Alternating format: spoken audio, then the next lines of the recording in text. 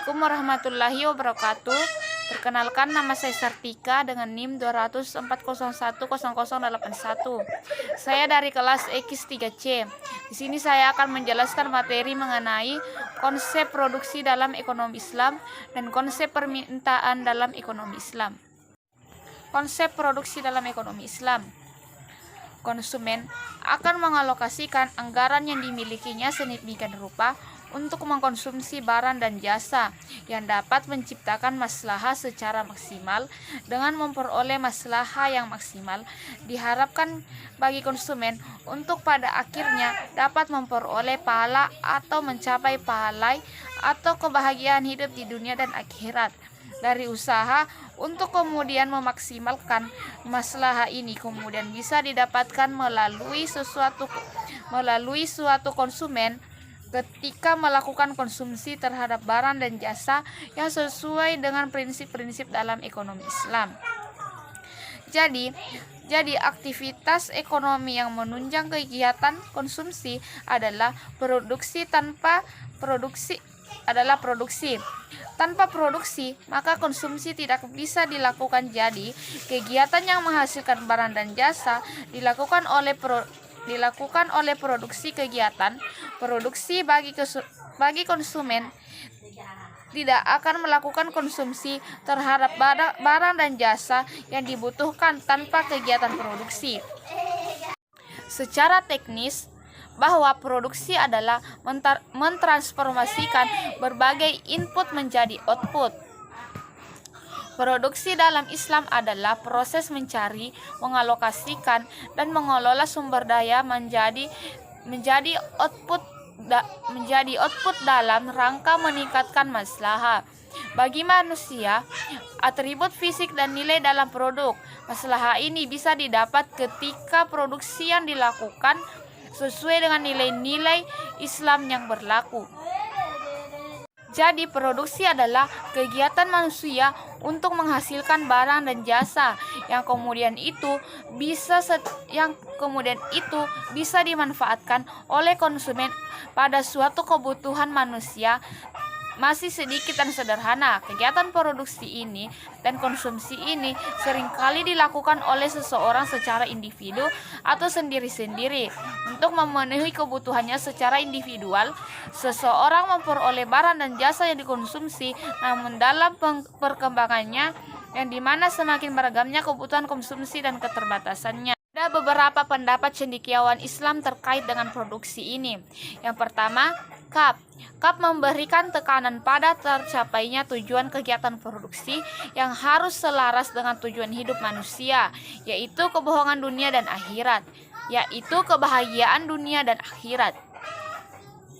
Manam melakukan penolakan terhadap konsep Pareto of optimality pada mempromosikan kemudian mengenai distribusi alokatif yang lebih adil dari antara manusia yang dipercayai bisa mengikat harkat dan hidup manusia. Rahiman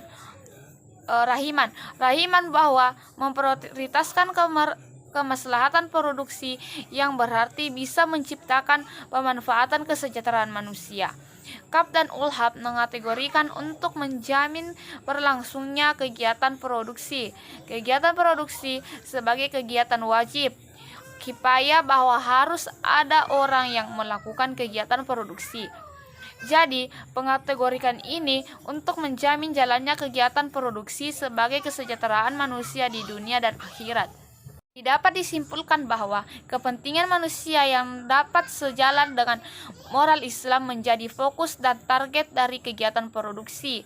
Jadi, kegiatan produksi dalam Islam adalah proses mencari, mengalokasikan, dan mengelola sumber daya menjadi output dalam rangka meningkatkan kemaslahatan bagi manusia itu sendiri. Oleh karena itu, produksi juga di sini mencakup aspek dan tujuan kegiatan menghasilkan output serta karakter-karakter yang melekat pada proses dan hasilnya. Dalam kegiatan produksi yang merupakan mata rantai dari konsumsi, yaitu menyediakan barang dan jasa yang merupakan kebutuhan bagi konsumen. Jadi produsen sebagaimana konsumen bertujuan untuk memperoleh kemaslahatan secara maksimum melalui kegiatan yang dilaksanakan produsen dalam perspektif ekonomi Islam, bukan sebagai pemburu laba yang menjadi tujuan dari orientatif melakukan pemburu kemaslahatan. Jadi ekspresi kemaslahatan dalam produksi adalah keuntungan antara berkah dan kepentingan untuk memberi maslahah maksimum. Produksi dalam Islam. Tujuan produksi dalam Islam adalah bagaimana produsen menghasilkan barang dan jasa untuk memenuhi kebutuhan. Produsen berusaha bagaimana menghasilkan barang dan jasa untuk memenuhi kebutuhan, sedangkan konsumen memanfaatkan barang dan jasa untuk memenuhi kebutuhannya. Kebutuhan antara produsen dan konsumen memiliki tujuan yang sama, yaitu sama-sama memenuhi kebutuhan. Kebutuhan ini harus saling dengan kemaslahatan dari suatu produk yang diproduksi yang kemudian dikonsumsi untuk mencapai tujuan akhir dari setiap kegiatan ekonomi. Termasuk hal ini, konsumsi dan produksi adalah fa'ala, yaitu kebahagiaan dunia dan akhirat. Jadi, kegiatan produksi ini merupakan respon terhadap kegiatan konsumsi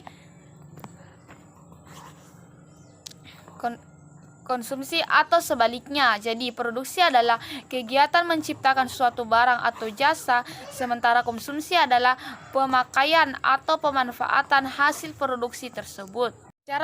Secara spesifik, kegiatan produksi adalah memanfaatkan kemaslahatan yang kemudian bisa diwujudkan dalam berbagai bentuk, diantaranya yang pertama, pemenuhan kebutuhan manusia pada tingkat moderat. Yang kedua, kuantitas produksi, tidak hanya sebatas kebutuhan yang wajib atau wajar. Yang ketiga, bahwa menyiapkan persediaan barang dan jasa di masa depan. Orientasi ke depan ini akan mendorong produsen untuk terus-menerus melakukan riset dan pengembangan guna menemukan berbagai jenis kebutuhan teknologi yang diterapkan serta berbagai standar lain yang sesuai dengan kebutuhan masa depan. Permintaan dalam ekonomi Islam. Permintaan secara umum adalah kegiatan konsumen membeli suatu barang pada berbagai tingkat harga selama periode waktu tertentu, atau berbagai kombinasi harga dan jumlah yang menunjukkan jumlah suatu barang yang ingin dan dapat dibeli oleh konsumen pada berbagai tingkat harga untuk suatu periode tertentu. Permintaan. Hukum permintaan adalah makin rendah harga suatu barang, maka makin banyak permintaan pada suatu barang tersebut. Sebaliknya, jika semakin tinggi harga suatu barang, maka semakin sedikit permintaan pada barang tersebut. Adapun faktor-faktor yang mempengaruhi permintaan, diantaranya yang pertama, harga barang itu sendiri. Yang kedua, harga barang lain terkait. Yang ketiga, tingkat pendapatan per kapita. Yang keempat, selera akan kebiasaan. Yang kelima, jumlah penduduk. Yang enam, perkiraan harga di masa mendatang. Yang ketujuh, distribusi pendapatan. Yang kedelapan, usaha produsen meningkat penjualan. Pun analisis permintaan dalam ekonomi Islam. Pilihan konsumen, pendekatan 150 maslahah. Pendekatan 150 maslahah didasarkan pada pandangan bahwa maslahat terutama berkah hanya bisa dirasakan, namun tidak bisa diukur seberapa besarnya. Konsumen hanya bisa membandingkan tinggi rendahnya berkah antara kegiatan konsumsi. Individu dan etika dalam konsumsi. Yang pertama, kendala anggaran. Kendala anggaran ialah sesuatu yang penting untuk melakukan permintaan terhadap barang dan jasa.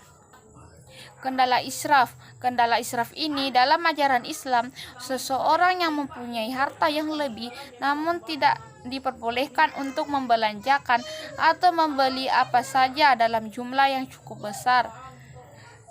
Adapun indikator yang dapat digunakan untuk menilai apakah konsumsi barang tersebut bisa menciptakan masalah atau tidak. Yang pertama, untuk barang tahan lama, maka konsumsi tidak sampai menimbulkan kemaslahatan atau terjadi kemubasiran di dalamnya. Yang kedua, untuk barang yang sekali pakai dalam melakukan konsumsi, maka tingkat utilitasnya adalah tingkat utilitas tertinggi atau tingkat kepuasan tertinggi melebihi dari situ. Yang ketiga, melebihi potensi yang seharusnya. Jika dihitung kebiayaannya, maka mencapai tingkat kelayakan sendiri atau lebih besar. Yang keempat, tidak lebih dilandasi dengan tujuan yang bulat, mempertimbangkan kebutuhan orang lain. Islam mengajarkan kita untuk tidak berlebih-lebihan dalam mengkonsumsi israf. Islam juga untuk kita agar punya kepedulian kepada orang lain, terutama kepada kerabat, tetangga, fakir miskin, yatim piatu, dan yang lebih membutuhkan lainnya. Tingkat kepedulian ini akan berpengaruh terhadap konsumsi, sehingga akan mempengaruhi seberapa besar yang diminta oleh konsumen. Kepedulian sosial dapat dimaknai sebagai upaya untuk memberikan kesempatan kepada konsumen lain untuk membeli barang yang dibutuhkan, misalnya ketika terjadi kekurangan stok barang. Efek situasi dari perubahan harga. Yang pertama, kenaikan harga tanpa adanya perubahan kandungan maslahah. Yang kedua, kenaikan harga barang yang disertai dengan penurunan kandungan maslahah. Yang ketiga, kenaikan harga barang disertai dengan kenaikan kandungan maslahah.